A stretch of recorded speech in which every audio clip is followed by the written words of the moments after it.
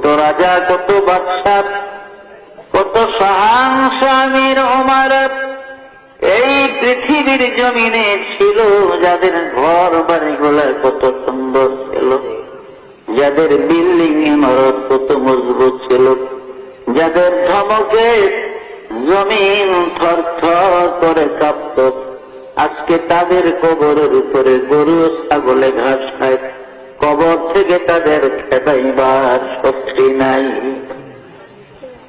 কুজা কারণ, কুজা ফেরাউন, কুজা নমরুদ সুদাহমান,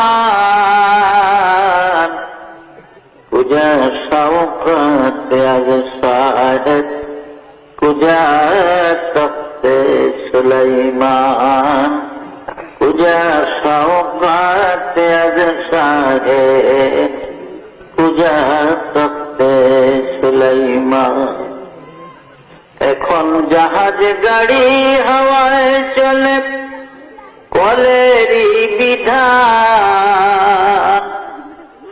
ওগো বিনা কলে হাওয়ায় চলত হযরত সুলাইমান, মোরা সেই মুসলমান।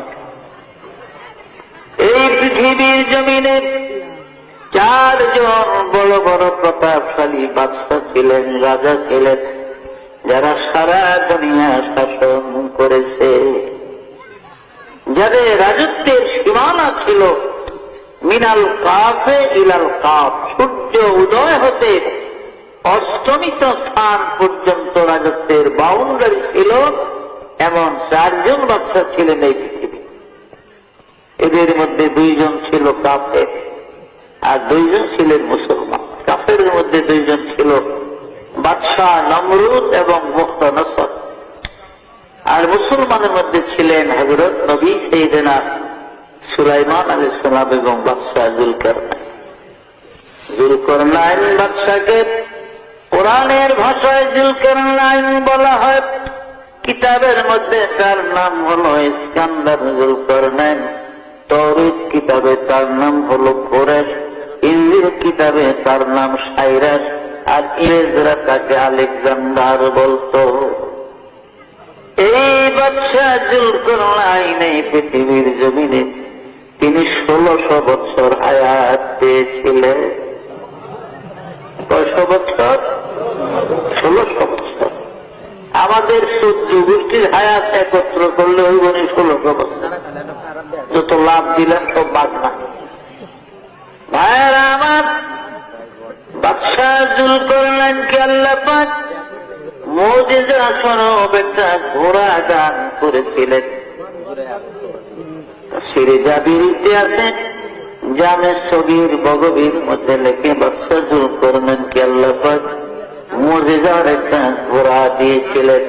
এই ঘোড়াটার এত স্পিরিট, এত পাওয়ার ছিল যুলকারনাইন, এই ঘোড়ায় চড়ে পৃথিবীটা জীবনে 2 বার ভ্রমণ করেছে।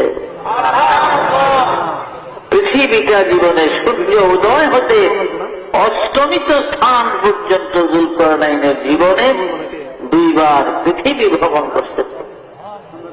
ঘোড়াটার এত স্পিড, এত পাওয়ার ছিল, এত দ্রুত গতিতে চলত যুলকারনাইনের ঘোড়া। যখন তিনি ঘোড়ায় চড়ে পৃথিবী ভ্রমণের জন্য ঘোড়াকে চাবুক মারতেন, আঘাত করতেন, তার ঘোড়াটা এক এক কদমে 12,000 মাইল করে চলত। জেরুজালেম শহর থেকে, অর্থাৎ বাইতুল মুকাদ্দাস থেকে, বাইতুল মুকাদ্দাসের আরবিতে 3টা নাম, বাইতুল মুকাদ্দাস, বাইতুল মাকদাস, বাইতুল কুদস, এই 3 নামে ব্যবহার। আর ইংরেজিতে বলা হয় জেরুজালেম। ইহুদিরা ইব্রানি ভাষায় তারা ওর সেলিম বলে জেরুজালেম। 5টা নাম হল এই বাইতুল মুকাদ্দাস বা জেরুজালেম শহর থেকে 9 মাইল উত্তর দিকে গেলে একটা মহকুমা শহর, ইংরেজিতে আলেকজান্ডারিয়া সিটি বলা হয়, আরবিতে মদিনাতুল ইস্কান্দারিয়া বলে। এই ইস্কান্দারিয়ার মধ্যে বাদশাহ যুলকারনাইনের কবর আমি গুনাহগার অনেকবার জিয়ারতের তৌফিক আল্লাহ দান করেছিলেন। আমার এক বন্ধু ছিল মাওলানা হাসান নামে, তার বাড়ি ছিল চট্টগ্রাম মহেশখালীতে,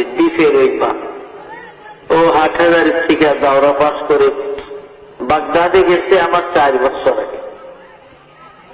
আমি 61 ইংরেজিতে ঢুকছি সিরিয়াতে, তবে বাগদাদে আসছি আমি ঢুকার সময়ও বাগদাদ হয়ে সিরিয়াতে গেছি, কিন্তু 4 মাস একাধারে ছিলাম ইংরেজি 1962-তে আসি।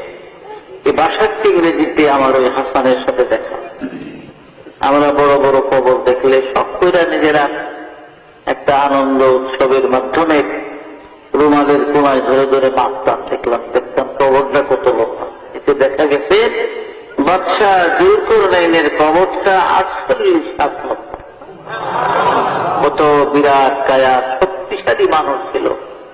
অথচ কাজা এলাহির ডাক যখন আসছে, মৃত্যুর পরোয়ানা যখন এসে গেছে, আর এই দুনিয়ায় থাকতে পারে না, চলে গেছে। তো আমরা কি থাকতাম বর্ম দুনিয়াতে? আমরাও পারতাম।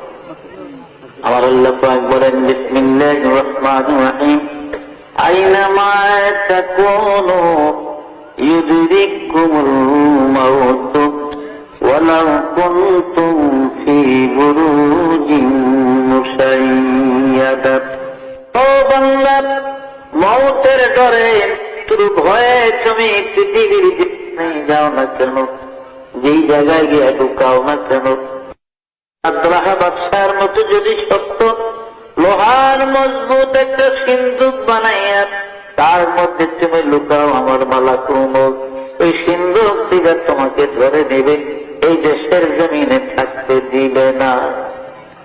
মাল দৌলত ইলম হশমত कुछ नहीं काम आएगा, माल दौलत और महशमत कुछ नहीं काम आएगा, मौत जिस दिन आ जाए गर्दन पकड़ ले जाएगा। দুনিয়ার মাল দৌলত কোনো কাজে লাগবে না। আজরাইল আলাইহিস সালাম যখন আসবে, ঘাট ধরে গর্দান ধরে নিয়ে যাবে এই দেশের জমিনে।